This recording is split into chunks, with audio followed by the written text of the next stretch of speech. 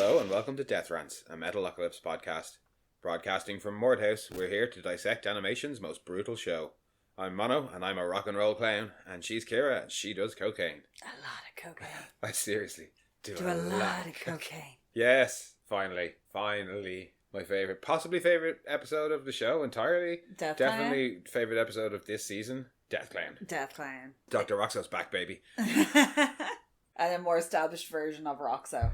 Yes, because it is only just like a guest appearance in the very first episode. But he's the main feature in this episode. Yeah, he's Toki's friend. Yeah, he's Toki's new friend. Yeah, I love the intro of them joyriding. Yeah. Is it joyriding when it's still on your own property? Pretty sure it's Murderface's car anyway. So it's his birthday present car. So that counts as it's, joyriding. You know, the desecration of American history. Yes, that's right. Actually, yeah, because you can see Toki's seat is like not a car seat. Yeah. It's the chair that Lincoln was assassinated in. Yeah, and as Murderface says later on, it's Kennedy's car. It's his driving gun that they're shooting. Yeah, my driving gun. The fact that what is it, a Luger? It does look like a Luger, in fairness. It makes sense for him to have one. Well, just because it's like a historical gun and he's into that weird sort of shit. How he never has a blunderbuss is beyond me. Or a punt gun.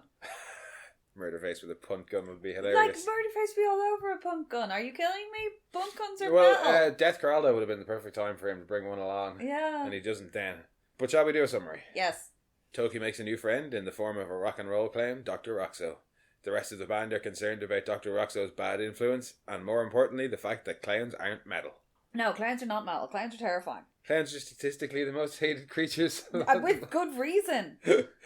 Yeah, no, but Dr. Roxo, as we discussed in Birthday Face, Dr. Roxo is one of the clowns that you are down with. Yeah, on the list of clowns I'm not scared of, they're all clowns I should be scared of. Well, two of them are... Yeah, like because I have clowns. real bad coulrophobia. Clowns fucking terrify me, with the exception of the Joker, Tim Curry's It, weirdly, Roxo. And Gacy? Yeah, no. Any of the photos of him as Bobo really fucking freak me out. Especially knowing what he did. Yeah, but even that sinister aspect, alright. No, but even just the photos of him, like that, especially because he used the very traditional clown makeup, and that's what really freaks me out. A nightmare for me would be go to that place in France where they have all the eggs with the clown faces. But not serial killer clowns, rock and roll clowns who do a lot of cocaine. Yeah, that's all they know. But as you said, the episode starts with them joyriding. And but is it technically joyriding? It is. It's not their car. But it's still on their property. Well, I mean, what other definition of joyriding except for taking a car that's not yours and like driving the hell out of it? They don't burn it out at the end. At least. They do shoot one of the snipers. Yeah, Toki shoots one of the snipers, and then they smash through a glass panel. Yeah, which they're moving. I love the guys all inside asleep. Why are they all in the sitting room? They all have bedrooms. I think you're right. I think they're waiting up for Toki. I think they're waiting up for Toki to come home, because when he does get in, and they're sneaking in holding I love that you can hear the muffled music and then the car turning off and then them sneaking in. That riff is the rock riff that they use. Oh, the proper like cock rock riff. Yeah, it's fucking brilliant. Yeah, like that's the thing, is you can't get mad at it because they do it so well. Yeah, well, I mean, even Roxo's song. But, like, no, we were saying, like, even the shitty Christian rock song. Yeah. Was still, like, a good... It would have been, like, it's good for Christian rock. They're good at... I think that's what I said, was they're good at, like, distilling a genre down to its base elements. But that that hard rock riff... Yeah. Really captures Roxo. But, yeah, they tiptoe in. I want that stained glass window panel, too. I don't know why they bother tiptoeing in, considering the first thing that Roxo does is put his hand in Murderface's pocket. And get real close. Like, unnervingly close. And then when Murderface wakes up and screams, Roxo just screams along with him. Well, he says, I do cocaine. Yeah. Well, yeah, Murderface wakes up and he whispers, I do cocaine, and Murderface screams. And he starts screaming. I don't know why his nose with the little spikes amuses me so much. Because he's completely ridiculous when you look at him. He's a rock and roll clown. Yeah, I know. That's why he's got a spiky nose ball. Yeah, and there's something about the spike choker as well that's just like... well, I mean, the jumpsuit as well. Yeah, but like when you take all the elements of like hair metal... And even though those guys were fucking, like, they're the origin of a lot of the stories. Like, they did a lot of mad fucking shit. Oh yeah, I think he's supposed to be like he's parts, all of them. equal parts like Steve Tyler, Kiss, fucking glam rock, power rock, David Lee Roth. Yeah, he's all of them rolled into one, like, and he's just excellent. And I'm so glad that he returns as many times as he does throughout the series. He's the boots with the heels and the fur. And he just gets funnier. And I'm guessing he's I know he's a fan favourite, but I'm guessing he became a quick fan favourite because every time he comes back, he just gets funnier and for longer. The one where he gets sober. Get away from me, clown! Leonard Rockstein. He's just such a fucking funny character. It's so sweet. And then the descent of him in that episode. I can't wait to get to that episode. I love that episode, especially when they're like, oh, do you remember this? Oh, that's the lamp smashing. Yeah. Oh no! The one where they go and find his Dory McLean is McLean. not the one where he gets clean. No, but Dory McLean and his response to her is amazing because it's also very much the glam rock lifestyle of the time. Anyway, we got distracted by how awesome Dr. Roxo is, and I'm sure it will happen a secondary or possibly even a third time. But we get credits. Yes. And then we cut back to everybody looking disapproving. I love how Charles is just sitting there in his... no, they're all standing. The two lads are sitting. Well, Roxo's all like tied up, and it's the guys that were carrying the glass and the sniper flanking him. Toki's kind of getting given out to by his four dads, and it's hilarious. To be honest, Charles's mom in this situation, number one, they've got him up out of bed clearly because he's in his dressing gown. Yeah, and the implication is Charles lives there. Yeah, of course he lives there. He's not leaving. No. Because of shit like this. Yeah, him just being like, look, let's just all go to bed. The way they all react, though, is fucking brilliant. The clowns aren't metal. No, even before that, when they're just like, that he's out all night. Shooting guns. Guns are cool. What am I giving a hit about? They're like, what would have happened? You could have hurt your pinky finger, then no more tour. And everyone's like, what if you hurt your hands? Dick. But yeah, Charles is the voice of reason and says, go to bed. Let's all go to bed, and cooler heads will prevail, and give the clown a ride home. No, I love the way he asks him, would he like a ride? And Roxo's very smug response. He's fucking great. And then him stopping the goon on the way out and delivering one medium style. I just do it to kick the shit out of him outside and then walk home, clown. Yeah, and then they don't even escort him off the property. That's on them. Well, considering he pulls the gun. Yeah. I'm surprised he doesn't go on a rampage there. Yeah, because he goes and gets the gun out of the glove box of the car, because the car's still there as well. Yeah, and when next we see him, he's just being taken into the tribunal. Yeah, because the tribunal that happens a bit like, further, but yeah, the next scene is the tribunal. Or like something disturbing happened. We have all this satellite imagery from Murderface because of course we're surveying them 24/7, and apparently Toki was out joyriding with the clown. Yeah, but not just any clown, a rock and roll clown. General Crozier. His name is Dr. Roxo. He's a rock and roll clown. He does cocaine. That's all. That's all we know. We know a hell of a lot more. But I'm guessing at this point they just hadn't written it like they. No, it's still such a great thing for him. Like, yes, he was in Zaz Blammy Mataz. Yeah. And like stuff like that, but he is also this weird fucking entity. But he was. He was Dr. Roxo. You smelly little man. But he was Dr. Roxo when he was in Zaz Blammy Mataz, and he was at the So I think it is just the fact that they hadn't decided. Like what exactly the writers of the show, maybe they just thought they were going to be one and done with him. Yeah. And then, they give him all this back history, and I think it's just that, they hadn't worked it out yet. Yeah. Plus, it's a funny line. Yeah. But they decided they should bring him in.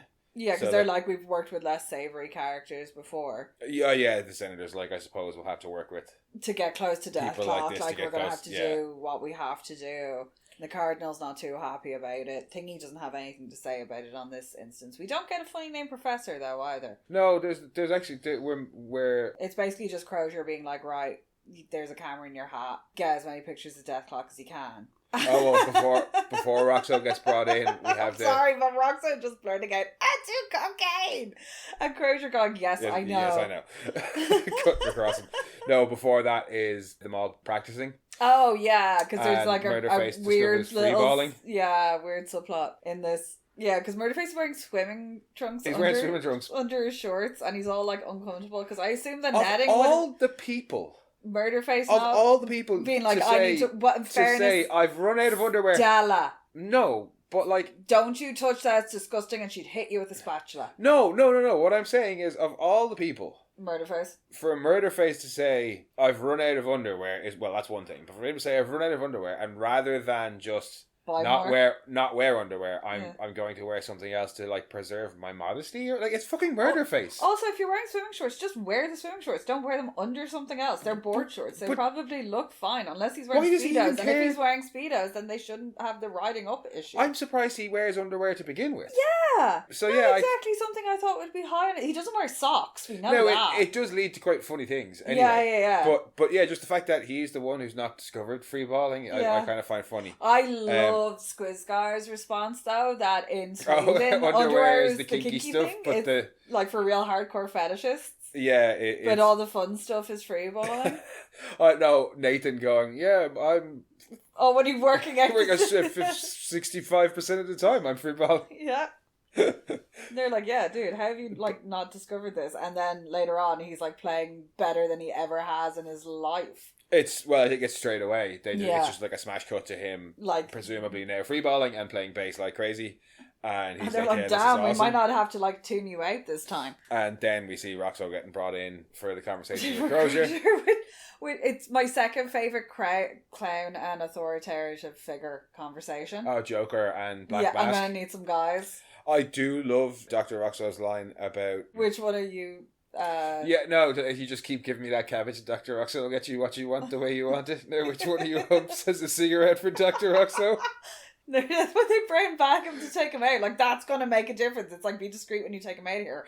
He's wearing a lime green, like, borderline illegally low-cut jumpsuit. Plus, he was already brought in without the paper bag. Massive pink hair. Big pink furry boots, and he just makes noise. Yeah, constantly. Just bag the whole person. Just literally like black bag and what in that bit in Suicide Squad when they bring the dude in the duffel bag. Yes. Yeah, basically. Like that. Or carpet him. But yeah, that's just a short conversation, and then we're back in Mort House for pretty much the rest of the episode. The lads are like all in the hot tub with the exception of Toki, who's busting out some fucking moves on a Dance Revolution. Yeah. Like he dropping it low and all sorts in the background. They're still talking about freeballing in the hot tub, and Murderface is freeballing. Whilst wearing board shorts. Well, he says he's freeballing. Yeah. And then, but then when he stands up later on, Pickles is like, "Hey, you're wearing shorts in the hot tub." And he's like, "Well, I'm freeballing." Yeah, you're not. But he's already said it. Yeah, I think he's misunderstood the concept. But yeah, Toki's like, "I invited Roxo back over, so whatever, suck it, you guys." He runs off to answer the door, and Nathan's like, "Oh no, don't run, it's wet." Don't run. Yeah, number one, don't run, it's wet. Number two, he's like, "I thought we agreed that this guy wasn't coming over," and that comes after. Toki's like, "No, we." Yelled a lot and then we had we didn't agree to nothing. We just yelled at each other and then you had him beaten. That was our conclusion. Yeah. They're like, oh shit, can't argue with that. Yeah, and Squiskar is like, "Oh, Toki, enough, we'll pay more attention to you. You don't have to overcompensate." Toki's like, "Screw that psychological mumbo jumbos. I just like to laugh." Yeah. And runs off. Basically skips off. Yeah. This is peak Toki. Just childlike Toki. Not giving a shit about the rest of the band. Just being like, I like this clown guy and that's all I care about. He makes me happy. Fuck you guys. Yeah. And so in knee slides, Roxo, yeah. And they're all unimpressed. And he's like, "Hey, you want to watch my music video that was banned from MTV? Because you can see my junk through my jumpsuit." Charles has the conversation with him first. Yeah. Charles is like, can I have a short word with you? Can I have a short word with you? And is like, Toki seems to have taken a shine to you. No, but his response of, "Yeah, you are short," and everyone's like, "Yeah, that was kind of funny." No, it's the line before that gets me every time. "Hey, businessman, what you do for a living?" Sell shoes. It's the delivery. I like Tommy Blatcher, you fucking legend. The delivery of so many of Roxo's lines. Nonsense most of the time as well. Oh yeah, like it's just word diarrhea a lot of the time. Yeah. But it's just brilliant as well. Yeah, so he's escorted off to the office. Yeah, and Charles says, "Look, Toki likes you. We don't really like you. But whatever. Yeah, stick to the areas and sign this NDA. And pain waiver. Oh yeah, and pain waiver." And he's like, "What if I don't want it?" Yeah. And Jaws is like, "Try me." Yeah, they kind of stare each other off. And he's like, "Nah, I'm just joking. You did have my ass beat though. That shit hurt. And he signs it and away he goes and they play the video. That's where he's like, "You want to see my music video?" Hilarious. It is. And he sneaks off. Yeah, he sneaks off and starts taking photos of everything. But the music video of him skiing down the mountains of cocaine and the razor blades. The clown girls with the balloon guitars. Yeah. That jump, that David Lee Roth jump. That kick. That one line. Oh, what's that, Judge? Why is my nose bleeding? Well, you see, I fell down. It's ridiculous. It's also really fucking catchy. It is, yeah. It's stupidly catchy. He eventually gets caught opening a safe. It's a dummy safe, obviously. Has a bit of a standoff. Charles is like, don't you think you've had just a bit too much cocaine? And he pulls the gun that he nicked earlier in the episode out of his boot. Yeah, and we cut back to the sitting room area and we hear the gun going off. That's what Murderface is like, that's my driving gun. And hops up and they're like, why are you wearing clothes in the hot tub? Yeah, we hear a few more shots. Roxo runs past and jumps out the window and we hear a few more shots and then the car driving off. Yeah, and Toki's like, see, I told you he was funny. Yeah, pissing himself laughing, and instead of going after him, Charles is very, very smart and he's like, no, watch him. Where he runs. End credits, you see him running off and Charles says, let's see where he goes. And we see him back at the Tribunal, back at Crozier, giving over the photos. Yeah. And chirp, episode is over. Well, I do cocaine. And then chirp. And that's the episode. That is Dethclown. We don't see Roxo for a while though now after this. No, he doesn't come back till next season. Yeah. But I mean, we're nearly finished with this season. Yeah. So it's about halfway through the season I think he comes back. Yeah. But, too much Roxo would spoil it as well. No, Roxo is just ridiculous. Yeah, and I think one or two appearances per season is enough Roxo, because otherwise it would... I don't think I'd get bored of him super quickly. But he's very trying. Yeah, there's only so much you can kind of do with him. Yeah, you're going to need to space out your Roxo episodes. But no kill claims this week. No, nobody dies. Winged, but... Yeah, Toki shoots a guy, and Roxo fires off a whole lot of bullets, but I don't think he actually gets anybody. No. Clown gets beaten. Clown does get severely beaten. Yeah, which is funny. And maybe all of our innocence died a little bit inside when we saw Dr. Roxo's junk through his jumpsuit. Oh. But it was almost a full fruit bowl. It was. On to metal trivia for the week. I guess I didn't know that stuff was metal. Remember I was saying occasionally they have this thing where it's like gear introduced? Yeah. I had to include it because it's Dr. Roxo's hat camera, which we never see again. And Murderface's driving gun, which I don't think makes a reappearance. No. But it deserves a mention just because it's a thing. His driving gun. Other things they had in the trivia were, oddly enough, the Tribunal was apparently not aware of Dr. Roxo's past with Zaz Blamimataz, or that his real name is Leonard Rockstein. It's possible that they had not been able to unearth the information just a few hours after coming across Roxo. And I'm like... They're a pretty shitty intelligence operation if they can't get that information inside of a few hours. Yeah. So, again, I think they just hadn't written it yet. Toki goes on a dangerous joyride with irresponsible shooting again in Death Race, but that time with Squisker. Yeah. That's the one where they have to learn how to drive. Yeah, because they're driving the double-neck guitar. At the end of the episode, yeah. At the start, they're just driving a supercar and causing mayhem. Given how Murderface runs out of clean underwear in this episode and Nathan is seen picking up dirty clothes in Death Camp, it's possible that Dethklok do their own laundry. I reckon they do. I think that Charles probably makes them just to keep them humble. Crozier's instructions to his men to exit Dr. Roxo out of the building without the clown being seen possibly implies that he's acting outside the wishes of the Tribunal. I don't think so. No, I think it's just that Crozier doesn't want to be linked to the they just don't want him associated with him. And then Dr. Roxo doesn't seem to be working with the Tribunal in any of his subsequent appearances. His relationship does not seem to extend beyond this episode. It's possible that, like Numbler, Roxo switches his allegiance to Dethklok. No, I think he probably just didn't get shit for them. And they paid him and that was it. He's unreliable. Because, the next time that he shows up his cover was blown. They know. And the next time he shows up is Cleanzo. Yeah. Where he's gone on a run and hijacked the truck full of cocaine in Colombia. So I think after this he does go on the run. Yeah, he's lucky he got out. That's all the trivia that I have except for in American Dad there's that fireworks stadium guy who does the it's like zip wire fireworks stadium guy who shows up in a couple of episodes of American Dad, and it's Tommy Blatcha doing the Dr. Roxo voice. It's the exact same voice, right. But not as entertaining a character. No guest this week. No guest. But who cares? Because we got Dr. Roxo. We got Roxo. We did get a song. I'm just a rock and roll clown.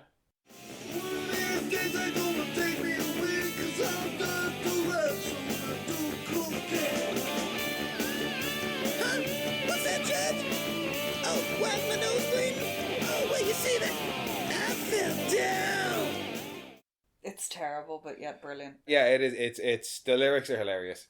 It's catchy as fuck, and it is just another pastiche of that kind of cock rock, glam rock. The video is the best thing about it. Literally mountains of cocaine. Mountains of cocaine. That he is skiing down. Literally skiing down. Most awesome moment then? Oh, darn, that's awesome. That's really awesome. Probably the music video. The music video is insane. Can I just pick Dr. Roxo in general? If I can't pick Dr. Roxo in general, the scene where they're all disapproving of Toki for hanging out with Dr. Roxo. The all standing there with their arms crossed. Just disapproving. I love it. Most brutal then?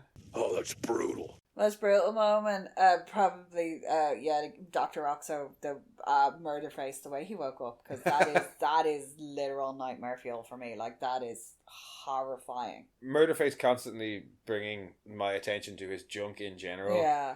I could do without because it's Murderface. Yeah. But I think you're probably but right. Also, his descriptor of I've made friends with a distinguished old gentleman sitting on two bean bags is fabulous. Downstairs. I'm free. Downstairs. So I suppose, that neatly brings us along to favourite quote then. Don't quote me on that. Oh, put the boot to a medium style. Put the boot to a medium style. I can't decide. There's so many good Roxo ones. There really are a lot, are. but that is one that I use frequently. Hey, businessman, what you do for a living? Sell shoes. That was our conclusion. Also that whole one, yeah. It's so hard to decide. No, put the boot to him. For the episode that's in it, I do cocaine. I woke up with a clown's hand in my pocket. That's what I got. That's what I said. That's how I started my day? No, that's what I got. That's what I got today, yeah. So that just leaves us with Zaz.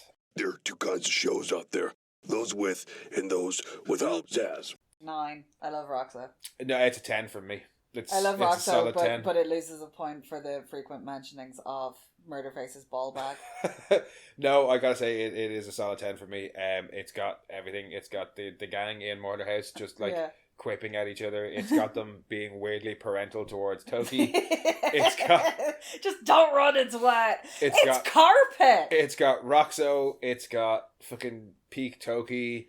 It's got the Tribunal actually doing something. It's got the odd moment where Charles turns into the mafia don that I think he secretly would have been if he wasn't an accountant. It's just Charles being business daddy, basically. Yeah. So it's got everything. So 10 banana stickers for me. I love this episode. I really, really do. But I think that about wraps it up for Dethclown. Yeah. Next week is Girlfriend Clock. I think. I'm pretty sure it's his hair in a flip for the whole episode. Was it Rebecca Nightrod? Rebecca or Nate Explosion. Their celebrity name. Nate Becca. Oh my god, she's such a fucking... She's a face like a hen's hole. It's another great episode. Yeah. It is another great episode. But yes, we will be back with that next week. We will also be back next week with our first episode of Gen V Season 2. Oh, because that returns. Yes. We are going to do our darndest to run the two concurrently, as opposed to pausing one, which is what we normally do. It depends on how well my brain can cope. No promises, but we will do our best to run the two concurrently. But if we drop off for a few weeks, just know that as soon as Gen V is over, we will be back. But hopefully it won't come to that. In the meantime, if you want, you can head back and listen to our previous episodes, or you can listen to our other podcasts, one just mentioned, Monorants the Boys, or Monorants at the Movies. Or you can come and chat with us on Blue Sky at Death Rants, or you can send your own rants to monorantspodcast@gmail.com. And we'll chat with y'all next week. Bye-bye.